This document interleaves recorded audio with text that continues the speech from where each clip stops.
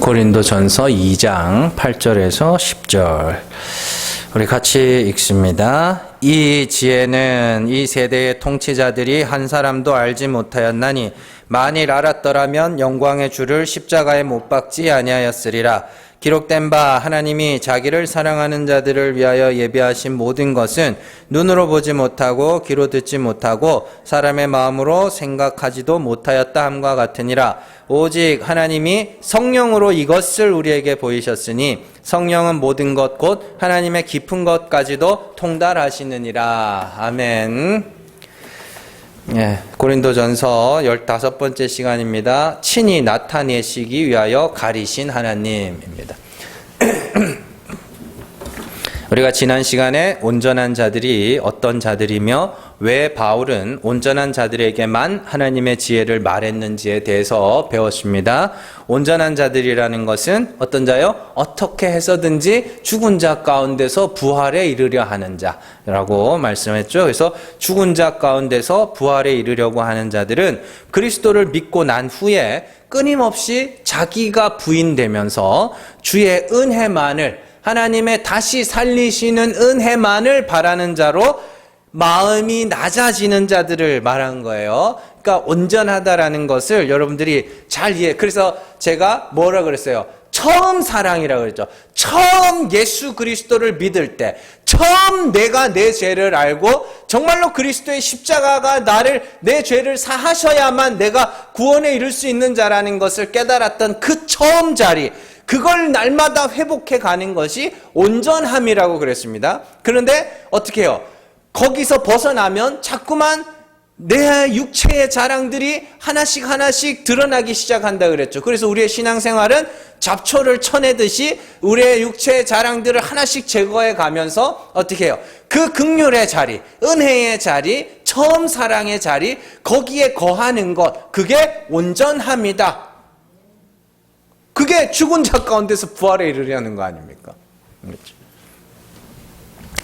자, 그래서 사도 바울이 그 온전한 자들에게만 하나님의 지혜를 말하는 이유는 온전하지 못해요. 지금 온전하지 못하여 육체로 자랑하는 자들에게 하나님의 지혜를 말해주면 그것마저도 뭐예요? 자기 자랑거리로 삼는 거죠. 네. 그래서 정말로 이렇게 말씀을 막 이렇게 저는 열심히 준비해서 나름대로 가르치면 정말 그걸 갖고 그 지적 허영심 같은 걸 빠져가지고 넌 이거 모르지? 넌 이것도 모르지? 이렇게 하는 사람들이 있어요. 근데 사실은 그것도 겪어야 되는 거라 그랬죠. 처음부터 막 이게 안 돼요. 처음에 이렇게 그런 걸 들으면 진짜 아는 척 하고 싶다니까요, 사실은. 저도 그런 걸 겪고 있고 수시로 겪고 있고. 자, 그러나 날마다 죽어가면서 하나님의 은혜를 바라는 자들에게 하나님의 지혜를 가르치면 그는 그 지혜로 어떻게 해요? 그렇지. 여기도 예수가 있었구나. 이렇게 받아들이는 거고, 그게 아니면 어떻게 돼요? 그게 아니면 난 이거 알지롱. 이렇게 되는 거예요. 처음 보면 애들, 옛날에 애들, 너네 이런 거 없지? 막 이러면서. 그런 비슷한 거예요. 그게 온전하지 못한 거라니까요. 아니, 지금 고린도 교회도 지금 그거 하고 있는 거 아닙니까? 나는 바울에게 세례 받았지롱. 막 이러면서. 나는 베드로에게 받았지롱. 그래서 바울이 뭐라고 하냐. 이것들아. 이것들아. 그렇게 이야기하는 거예요. 유치하게 살지 말라고, 유치하게. 자. 그래서 온전한 자들이라는 것은 여러분들이 이렇게 미루어 짐작하지 마세요. 성경을 절대로 미루어 짐작하시면 안 됩니다. 온전한 자들이라는 것은 다른 이들보다 더 나은 행위, 더 나은 삶, 그죠? 더 경건한 자, 더 막 거룩한 자, 막 더 신령한 자, 이런 자가 되는 것이 아니라 더 간절히 하나님의 은혜를 바라는 자들, 더 하나님의 긍휼하심이 필요하다는 것을 깨달아가는 자들. 뭔 말인지 아시죠?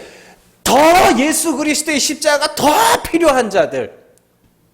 그게 온전한 자예요. 갈라디아서의 내용으로 설명을 해드리면 성령의 인도하심을 따라 오직 그리스도만을 의지하는 자들이며, 야고보서의 내용으로 설명하면 부한 자가 그 마음이 낮아져 가면서 온전히 하나님의 긍휼하심만을 바라는 자들, 그들을 온전한 자라고 이야기하는 거예요. 갈라디아서 5장으로 한번 가보세요. 갈라디아서 5장 16절에서 18절 말씀입니다. 같이 읽습니다. 내가 이르노니 너희는 성령을 따라 행하라. 그리하면 육체의 욕심을 이루지 아니하리라. 육체의 소욕은 성령을 거스르고 성령은 육체를 거스르나니 이 둘이 서로 대적함으로 너희가 원하는 것을 하지 못하게 하려 함이니라. 너희가 만일 성령의 인도하시는 바가 되면 율법 아래에 있지 아니하리라. 아멘. 야고보서 4장 8절에서 10절 말씀입니다. 같이 읽습니다. 하나님을 가까이 하라. 그리하면 너희를 가까이 하시리라. 죄인들아 손을 깨끗이 하라. 두 마음을 품은 자들아 마음을 성결하게 하라. 슬퍼하며 애통하며 울지어다. 너희 웃음을 애통으로 너희 즐거움을 근심으로 바꿀지어다. 주 앞에서 낮추라. 그리하면 주께서 너희를 높이시리라. 아멘. 그 자리, 그 자리, 그게 성령의 인도하시는 자리고, 그 자리가 뭐냐면 온전한 자의 자리란 말이에요. 그런데 사도 바울이 빌립보서에서 그러죠. 온전히 이루었다 함도 아니요. 그죠? 우리가 이미 얻었다 함도 아니요. 온전히 이루었다 함도 아니라. 그러면서도 한편으로는 우리 온전히 이룬 자들은 또 이렇게도 이야기를 해요. 그죠? 왜냐하면 이제 온전한 게 뭔지를 알았잖아요. 온전한 게 뭔지를 알았으니까 이제 그 방향으로 성령의 인도하심을 따라 이제 가게 되는데, 육체의 소욕이 자꾸만 그 반대 방향으로 우리를 또 끌고 간단 말이에요. 그러니까 어떻게 돼요? 그러니까 내가 온전함을 알고 성령이 나를 그로 끌고 가서 반드시 그렇게 될 것이기 때문에 우리 온전히 이룬 자들은 이렇게도 부르지만, 수시로 또 육체의 소욕을 따라 성령을 거스리는 모습들이 우리 안에서 또 나타나기 때문에 어떻게 해요? 온전히 이루었다 함도 아니요. 그렇게 이야기를 하는 거예요. 그래서 어쨌든 중요한 것은 그렇게 날마다 그 긍휼의 자리에 거하고자 하는 자들에게 그 하나님의 지혜는 기쁨의 소식이며 감사와 찬송의 제목이지만, 육체의 소욕을 따라 자기의 육체로 자랑하는 자들에게 그 하나님의 지혜는 그냥 또 하나의 자랑거리일 뿐인 것이죠. 여기까지만 설명하면 사람들이 그렇게 생각할 수 있어요. 그러면 온전한 자와 온전하지 못한 자를 이렇게 분리시켜서 말씀을 가르쳐야 되는 거 아니에요?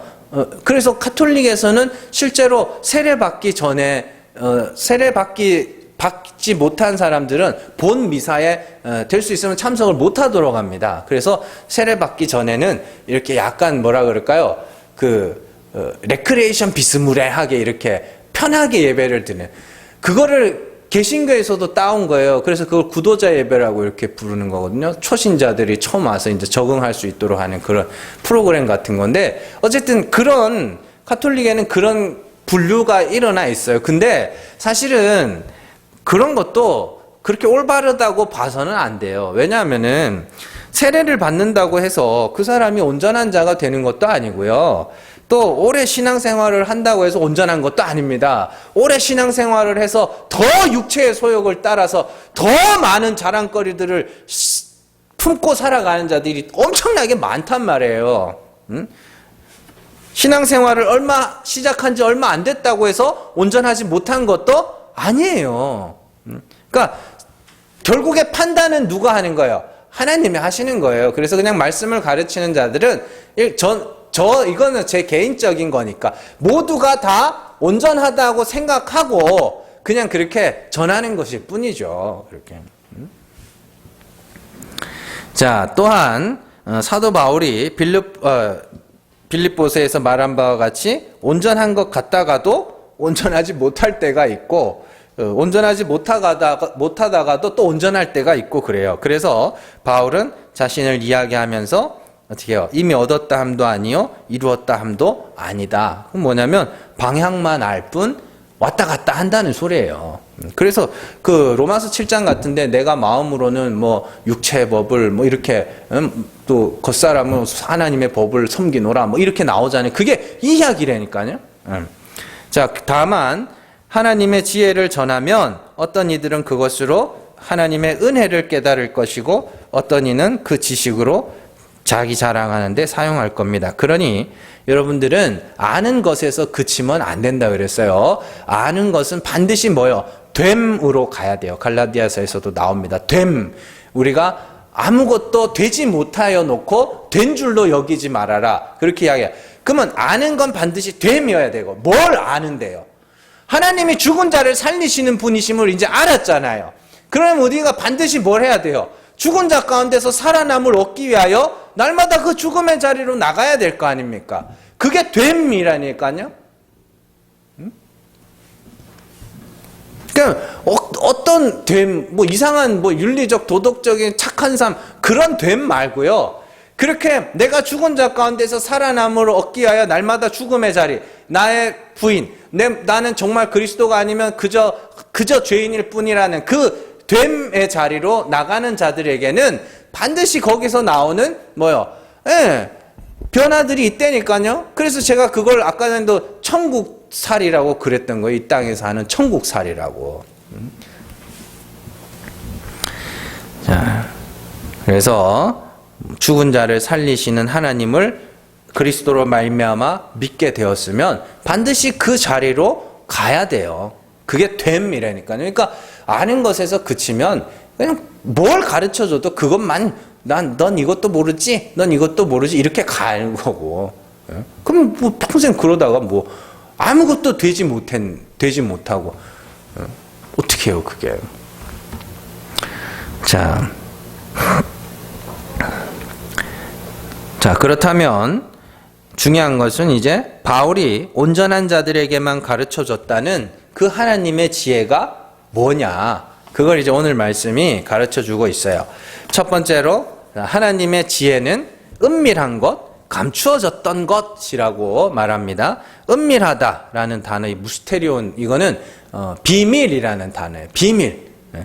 그리고 감추어졌다는 단어 아포크립토라는 것은 덮다, 덮어놓다, 가려놓다, 이런 감추어놓다 이런 단어예요. 그러니까 이 하나님의 지혜는 비밀스럽게 어딘가에 감추어져 있었다. 그러면 하나님이 감추어졌다는 이 지혜는 뭐예요? 이거는 하나님의 지혜에 대해서는 이미 사도 바울이 앞서 언급한 적이 있죠. 그 1장 23절에서 24절 한번 가보세요. 같이 읽습니다.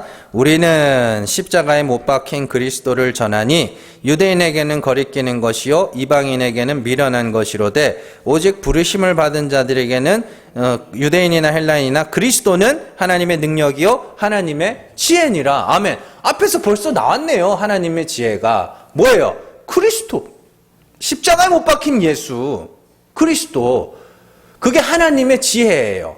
그러면 그 하나님의 지혜가 어디 숨어 있었는데요? 이스라엘, 지금의 그 팔레스타인 땅? 어디 저 탄광 거기 어디 숨어 있었어요? 그게 아니잖아요. 하나님의 지혜는 십자가의 도인데 그게 어디에 숨어져 있었냐면 구약에 숨어져 있었어요. 누가복음 24장으로 한번 가보세요. 누가복음 24장 44절에서 48절입니다. 같이 읽습니다. 또 이르시되 내가 너희와 함께 있을 때에 너희에게 말한 바 곧 모세의 율법과 선지자의 글과 시편에 나를 가리켜 기록된 모든 것이 이루어져야 하리라 한 말이 이것이라 하시고 이에 그들의 마음을 열어 성경을 깨닫게 하시고 또 이르시되 이같이 그리스도가 고난을 받고 제3일에 죽은 자 가운데서 살아날 것과 또 그의 이름으로 제사함을 받게 하는 회개가 예루살렘에서 시작하여 모든 족속에게 전파될 것이 기록되었으니 너희는 모든 일의 증인이라. 아멘. 있습니다. 로마서 3장으로 한번 가보세요. 로마서 3장 21절에서 22절 말씀입니다. 같이 읽습니다. 이제는 율법 외에 하나님의 한 의가 나타났으니 율법과 선지자들에게 증거를 받은 것이라 곧 예수 그리스도를 믿음으로 말미암아 모든 믿는 자에게 미치는 하나님의 의니 차별이 없느니라. 아멘. 그렇죠? 그러니까 예수 그리스도의 죽음과 부활이 율법과 선지자와 시편에 기록되어 있었다. 그렇게 이야기를 하네요. 사도 바울 역시 로마서에서 그리스도를 믿음으로 말미암아 믿는 자에게 미치는 하나님의 의가 율법과 선지자들이 증언하던 거라 구약에 기록되어 있었다고 그래요. 그렇다면 오늘 말씀으로 돌아오셔서 바울이 온전한 자들에게만 전해졌다고 하는 그 하나님의 지혜는 구약 성경에 비밀처럼 감춰져 있던 예수 그리스도의 죽음과 부활과 그를 믿는 자들의 구원에 대한 이야기였다라는 것이죠. 그러면 결국에 뭐예요? 바울은 온전한 자들에게도 십자가의 도를 전했고 온전하지 못한 자들에게도 십자가의 도를 전했네요. 다만 무슨 차이가 있냐면 온전하지 못한 자들에게는 그냥 예수 그리스도가 십자가에 죽으신 것을 그냥 직접 그것을 말한 거고 온전한 자들에게는 뭐한 거예요? 구약 성경 안에서 예수 그리스도의 이야기가 어떻게 숨어 있었는지를 잘 풀어서 설명을 해줬다는 이야기잖아요. 그래서 저기 사도행전 28장에도 그 말이 나와요. 율법과 선지자를 통하여 예수 그리스도에 대한 이야기를 해줬더니 유대인들이 거기서 반으로 갈리죠. 왜 갈렸겠어요? 야, 그게 어떻게 그 이야기냐? 응? 쉽게 예를 들어서 우리가 구약 성경에 나오는 인물들을 배우면서 다 뭐해요? 다윗처럼 삽시다. 사무엘처럼 삽시다. 엘리야처럼 삽시다. 엘리사처럼 삽시다. 뭐 전부 그렇게 배우잖아요. 근데 그들을 보고 너희는 이들에 의하여 구원받는 그 죄 많은 이스라엘 백성들일 뿐이야로 가르쳐야 되는 거예요. 원래. 그래서 구약 성경에 나오는 그 인물들이 다 뭐냐면 예수 그리스도의 모형들이에요. 그게 히브리서 11장 아닙니까? 히브리서 11장에서 믿음은 보이지 않는 것들의 증거요 보지 못하는 것들의 실상이라. 그게 뭐냐면 그 보이지 않는 게 뭐예요? 예수 그리스도라니까요. 구약의 인물들이 그렇게도 나타내고자 했던 예수 그리스도. 그래서 쭉 보면 아벨로부터 쭉 아벨의 이야기부터 쭉 이어주는 그 모든 내용들이 다 그리스도에 대한 이야기로 풀어놨다니까요. 히브리서 11장이. 믿음은 바라는 것들의 실상이요 보지 못하는 것들의 증거라 그래요. 뭘 바랬고 뭘 보지 못했는데요. 그들이 바라던 게 뭐예요? 메시아! 보이지 않는 게 뭐예요? 보이는 것을 통하여 설명하던 그 예수 그리스도. 그예요, 그거. 근데 이제 신약 성경에서 그걸 써놓고 있는데도 못 보잖아요. 그죠? 히브리서 11장을 읽으면서도 아브라함처럼 삽시다 이러고 앉아 있는 거예요.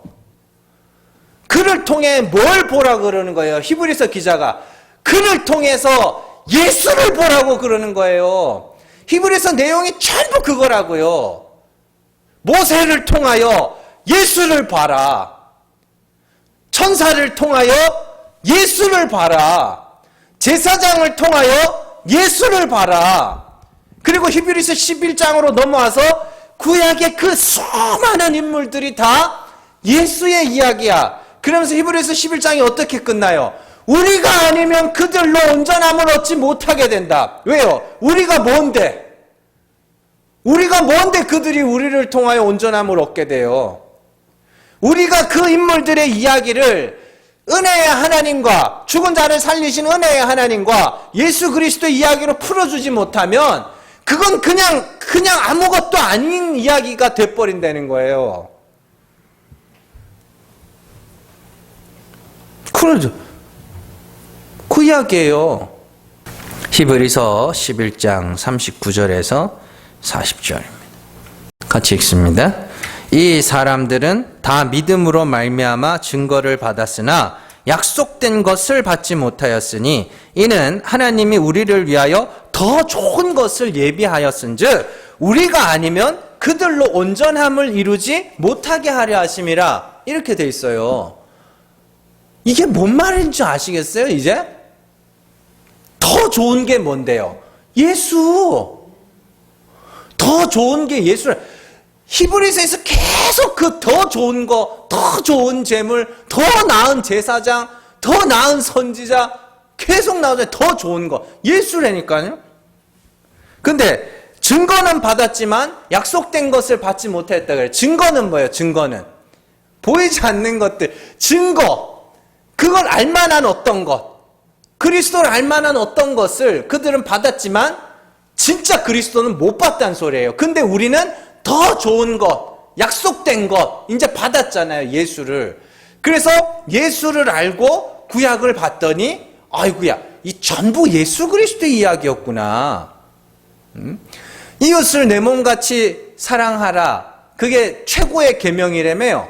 그래서 제가 야고보서 설명해 주면서 이웃을 내 몸같이 사랑하는 건 뭐예요? 예수 그리스도를 믿는 거라 그랬잖아요. 예수 그리스도를 믿는 것. 그리스도와 함께 십자가에 못 박히면 그걸 그리스도와 연합이라 하고, 그들을 그리스도의 신부라 하고, 그걸 그리스도와 한 몸이 되었다고 하고, 그들을 몸된 교회의 머리이신 그리스도라고 이야기를 하죠. 그래서 머리이신 그리스도께서 자기 몸과 같이 우리를 사랑해 주시는 것으로 설명을 한단 말이에요. 그러니까 이웃을 네 몸과 같이 사랑하라 하는 계명을 지키라는 건 뭐라는 소리예요? 예수를 의지해라는 말이에요.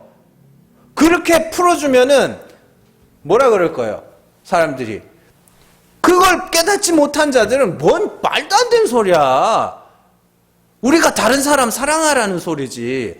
그건 서로 사랑이라 그러는 거고, 이웃 사랑이라는 건 선한 사마리아인으로 오신 예수 그리스도의 사랑을 받는 거예요. 그게 그리스도와 함께 십자가에서 죽는 거고, 그게 그리스도와 연합하는 거고, 둘이 한 몸을 이루어 그리스도께서 자기 몸을 사랑하듯이 우리를 사랑해 주시는 그 사랑을 받는 거라니까요.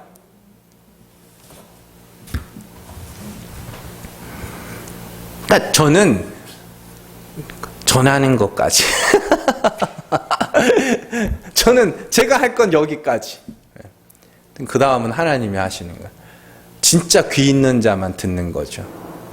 지금 뭐 이렇게 영상을 또 녹화를 해서 이렇게 또 올리면은 몇 명이나 들을지 모르겠어요.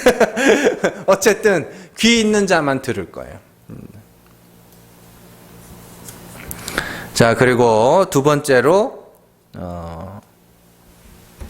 중요한 것은, 자, 오늘 말씀으로 다시 돌아오셔서 두 번째로 그 하나님의 지혜는 창세 전부터 준비한 거라 그래요. 7절 말미에 한번 보세요. 7절 보시면 오직 은밀한 가운데 있는 하나님의 지혜를 말하는 것으로서 곧 감추어졌던 것인데 하나님이 우리의 영광을 위하여 만세전에 미리 정하신 것이라. 그러면 만세전이라는 단어가 영원이에요. 아이온이에요. 영원으로부터 정해 놓으셨다. 그런 이야기죠. 그러니까 우리가 성경이 처음부터 예수 그리스도를 담아놓고 있었다는 뜻이에요. 다만 우리가 그거를 뭐 했어요? 보지 못하였을 뿐이죠. 그죠? 우리가 그걸 보지 못하였을 뿐이지 이미 성경은 예수 그리스도에 대한 이야기들로 꽉 차 있었다는 이야기예요. 못 봤으니까 뭘 못해요? 말을 못하는 거죠. 응? 심지어 지금 시대에도 신약이 버젓이 있음에도 불구하고 그걸 못 보는 자들이 많아요. 그리고 교묘하게 썩는 자들도 있어요. 아, 이건 그리스도에 대한 이야기라고도 하면서도 그래도 우리가 이런 건 본받아야 되지. 이게 교묘하게 썩는 거거든요. 이삭이 번제할 나무, 십자가잖아요. 번제할 나무를 지고 모리아산, 예루살렘입니다. 예루살렘으로 올라가네요. 그건 누구예요? 번제할 나무, 자기가 번제할 나무 십자가를 지고 골고다 언덕으로 올라가는 예수 그리스도의 모형이에요, 이삭이. 그걸 보면서 정말 어떤 사람이 그걸 깨닫고 이건 그리스도에 대한 이야기구나 라고 알았다고 치자고요. 그래서 그걸 말했어요. 이건 예수 그리스도 십자가를 지시고 올라가는 예수 그리스도의 모형으로서 이삭이 등장한 겁니다. 거기까지 말했어요. 그래도 우리가 이삭을 본받아서 효심으로 그렇게 아버지 말에, 부모님 말에 순종해야 되지 않겠습니까? 그렇게 가르쳐버리면 그게 말이 섞이는 거라니까요. 예수를 말하려고 그렇게까지 하는데도 예수로 안 끝나잖아요. 어떻게든지 간에 우리의 삶과 연결을 시켜가지고 이삭을 본받자고 그렇게 결론이 나버리면 그건 그 말씀이 온전해지지 못하는 거예요. 아까 전 히브리서 11장에서도 말했지만 우리가 예수의 이야기로 그 성경을 풀어주면 그들이 온전하여지는 거예요. 왜냐하면 잘 보세요. 예수 그리스도를 설명하기 위하여 매 시대마다 하나님이 어떤 인물들을 이렇게 들어 쓰셨단 말이에요. 예수 그리스도를 설명하기 위해서. 그런데 그들 자체로는 뭐예요? 그냥 사람일 뿐이잖아요. 다만 하나님이 그들을 예수 그리스도의 모형으로 쓰기 위하여서 그렇게 들어서 성경에 기록해 놓은 것일 뿐이지. 그러면 우리가 그들을 하나의 사람으로 설명을 해주면 그건 우리에게 그냥 본받아야 할 한 사람이 될 뿐이고, 우리가 그들을 그리스도의 여러 가지 면면으로 이렇게 설명을 해주면 그건 비로소 하나님의 의도대로 그 성경에 해석된단 말이에요. 그래서 우리가 아니면 그들로 온전함을 얻지 못하게 해놨다, 이렇게 이야기를 하는 거예요. 그러니까 여러분들이 구약 성경을 보면서도 이제는 뭘 할 수 있어야 되냐면 예수의 이야기를 볼 수 있어야 돼요. 유명한 다 아는 이야기들 말고, 유월절 어린 양의 피, 그건 예수 그리스도의 피. 그렇지. 그 피가 발린 집 안에 있는 자들은 누구라도 구원을 받는구나. 우리는 그리스도 안에 있는 자들은 누구든지 구원을 얻는 거구나. 그리스도 안에 있다는 건 결국 그리스도와 함께 죽는 거구나. 다 그 이야기라니까요. 그러니까 결론은 다 뭐예요? 그리스도와 그를 믿는 자들의 구원, 그리고 죽은 자를 살리시는 하나님. 그렇게 결론은 하나예요. 하나의 결론. 그게 맞다니까요. 그러니까 제 설교를 들으면서 이제 어떤 사람들이 그래요. 매 똑같은 소리로 끝난다. 매 똑같은 소리로 끝난다. 아니 성경이 그걸 이야기를 하는데 그럼 뭘 말하냐고. 그러면은 여러 결론으로 끝나는 게 이상한 거지. 그러니까 참 시대만 불과 몇 년 사이에 그냥 설교 내용이 바뀌는 거 아닙니까? 어떤 때는 막 책 갖고 와가지고 우리가 긍정의 힘을 가져야 된다고, 예수 믿는 사람들은 긍정의 힘을 가져야 된다고 그랬다가 10년도 안 지나가지고 긍정의 힘 악마의 책이라고 한 입으로 그러고 있는 거야. 한 입으로 똑같은 놈이 그랬어요. 그게 뭐냐고 그게. 그러니까 그거 말고 다른 거 말하는 게 이상한 거예요, 교회에서는. 물론 이런저런 권면들 할 수 있죠. 그러나 한 말을 갖고 두 말을 하면 어떡하냐고요. 창세 전에 하나님은 처음부터 그리스도로 말미암아 그를 믿는 자들을 구원하기로 작정하셨고, 처음부터 예수 그리스도에 대한 이야기들을 비밀처럼 담아서 구약의 이스라엘 역사 안에 여러 가지 시편과 잠언의 말씀과 선지자의 말씀 안에 비밀처럼 숨겨놨던 거예요. 그리고는 이제 와서 뭐 하는 거예요? 성령이 그걸 우리에게 나타내셨다. 그렇게 이야기합니다. 그게 이제 세 번째 특징이거든요. 하나님의 지혜의 세 번째 특징. 하나님의 지혜인 예수 그리스도는 이 세대의 통치자들이 하나도 알지 못하였다. 이렇게 되어 있습니다. 그리고 그들이 알지 못하였기 때문에 예수님을 십자가에 못 박았다. 이렇게 이야기를 해요. 만일 알았다면 그리스도를 못 박지 않았을 것이야. 이렇게도 이야기를 해요. 자, 이걸 보면서 그렇지, 이 세상의 통치자들, 이 나쁜 놈들, 그게 아닙니다. 여기서 통치자들이 누구냐면 왕이 아니에요. 이 알콘이라고 왕이라는 단어인데 이 왕이 그 왕이 아니에요. 1장 20절로 한번 가보세요. 같이 읽습니다. 지혜 있는 자가 어디 있느냐? 선지자가 어디 있느냐? 선비가 어디 있느냐? 이 세대의 변론가가 어디 있느냐? 하나님께서 이 세상의 지혜를 미련하게 하신 것이 아니냐? 아멘. 여기 지혜 있는 자, 선비, 변론가, 요게 누구냐면, 요 사람들이 누구냐면 성경을 해석하여 가르치는 자들이에요. 뭔 말인지 아시겠어요? 이 세상의 지혜로 성경을 해석하여 가르치는 자들, 그들을 지혜 있는 자, 선비, 변론가라고 이렇게 해석을 해놓은 거예요. 그리고 그들을 뭉뚱그려서 오늘 말씀에서 통치자라고 이야기를 합니다. 자, 이게 좀 이해가 안 되실 텐데, 여러분들 베드로전서에서 베드로가 우리를 보고 뭐라 그래요? 베드로전서에서 왕같은 제사장이라고, 왕같은 제사장이라고 그래요. 뭐 하는 자로? 하나님의 아름다운 덕을 선포하는 왕같은 제사장이라고 그래요.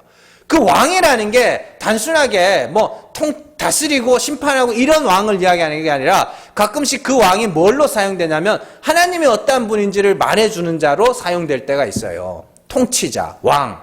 그래서 이 세대 가운데 하나님의 성령을 받지 못한 자, 하나님의 택하심을 받지 못한 자들이 보고 가르치는 성경은 겨우 세상 지혜의 수준에 머물러 있다.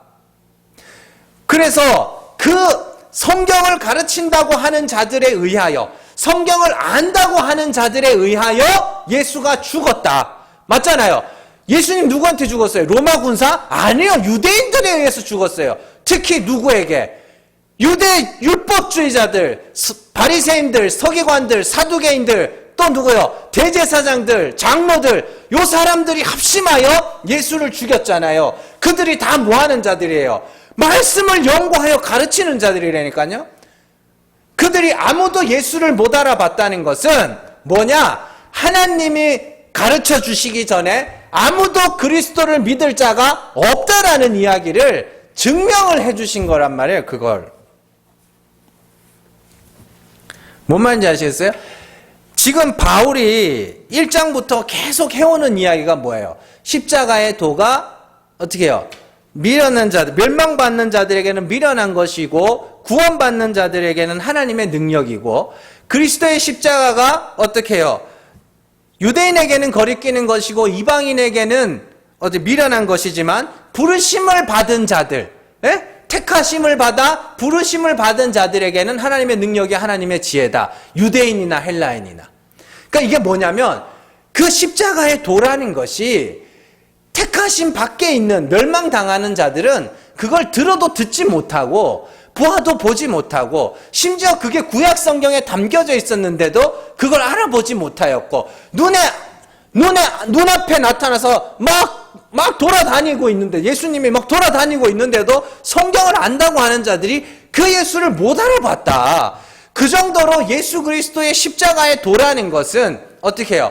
너희가 믿을 수 있는 것이 아니다. 그런데 어떻게 해요? 성령이 너희에게 그 예수를 나타내신 거잖아. 그 이야기를 하고 싶은 거예요.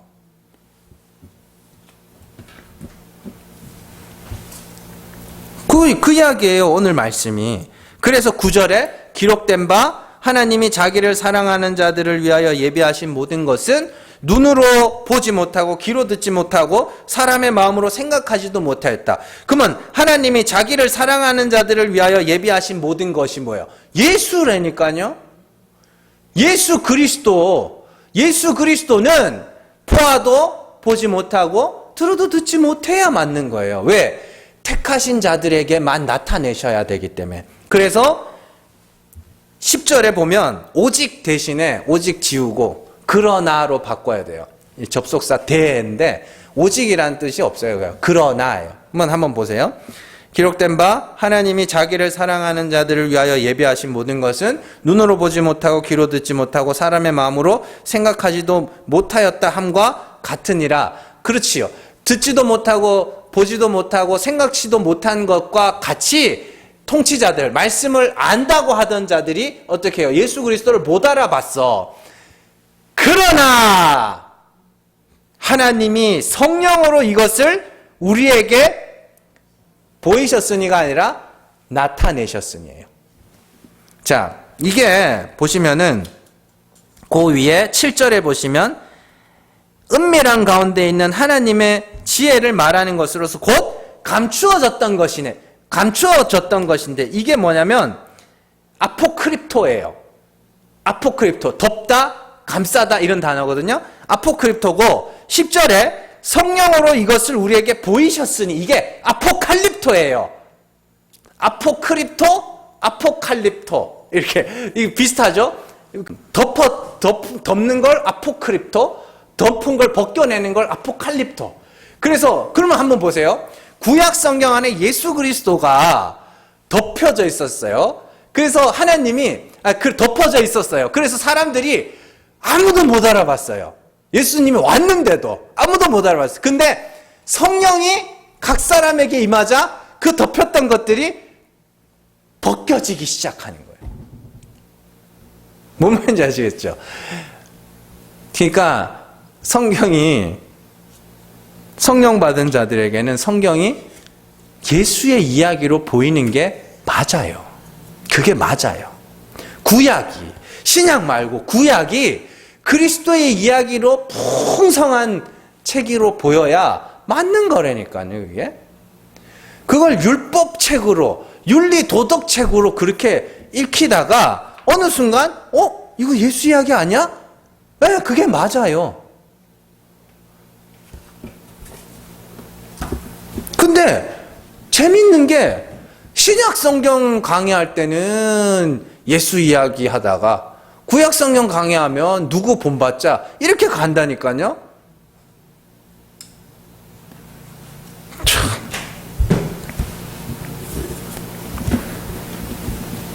그러니까 성령이 여러 가지 일들을 하시는데 결국 구약에 감추어진 예수 그리스도를 또 구약에 감추어졌던 은혜의 하나님을 우리에게 보게 하시는 것.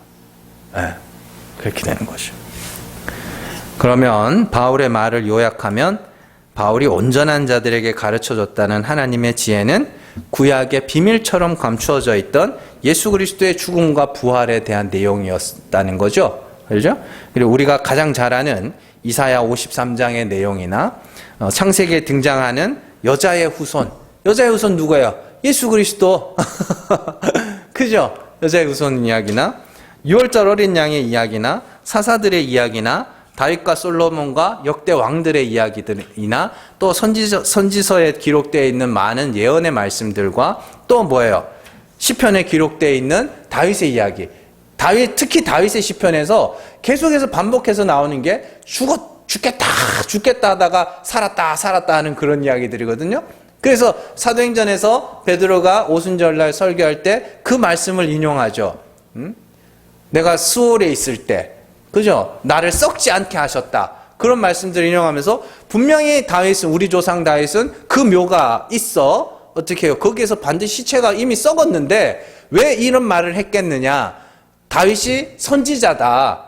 선지자로서 누굴 봤다? 예수를 보고 말한 거다. 이렇게 설명을 해주잖아요. 그러니까 성령이 임하자 그들이 뭘 하기 시작한? 구약을 뭘로? 그리스도 이야기로 보기 시작한 거예요. 그 전에는 몰랐다니까요. 몰랐어요. 그러니까 예수님이 부활하고 십자가에서 죽으시고 부활하고 승천하시고 성령이 임하기 전까지 제자들의 모습은 우리가 본받아야 할 제자의 모습이 아니라니까요. 그런 시선으로 복음서에 나오는 제자들 꼬라지를 보면 뭘 본받아요, 본받기를. 그냥 자기 욕심 채우려고 예수님 따라다닌 그런 사람들일 뿐이에요. 그러다가 성령이 임하자 그들이 비로소 예수님이 진짜로 구약에서 오겠다고 하신 그 왕이시며 선지자이시며 그 제사장이었구나. 그걸 깨닫게 된 거죠. 그래서 그들이 바울 서신이나 베드로나 사도행전에 기록되어 있는 여러 가지 설교의 말씀드리는 거 보면 반복해서 구약들을 인용하고 있다니까요.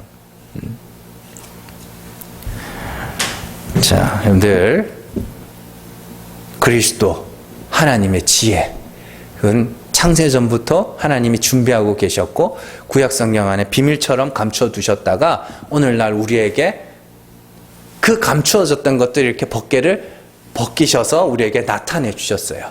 그럼 이제는 우리가 구약 성경을 보면서 어떤 본받아야 할 것 이런 것으로 보는 게 아니라 예수 그리스도구나. 이스라엘 백성들이 누구야? 이스라엘 백성이 영적 이스라엘인 나구나.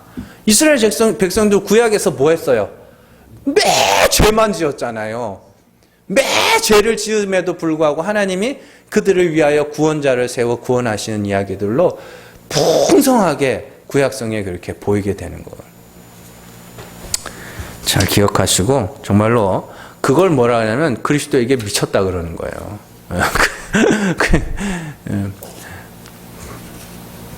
여러분들 그 하나님의 지혜인 예수 그리스도의 십자가가 그 성경을 통하여서 여러분들에게 더욱더 풍성하게 누려지는 그런 은혜가 있기를 주님의 이름으로 축원합니다. 기도하겠습니다.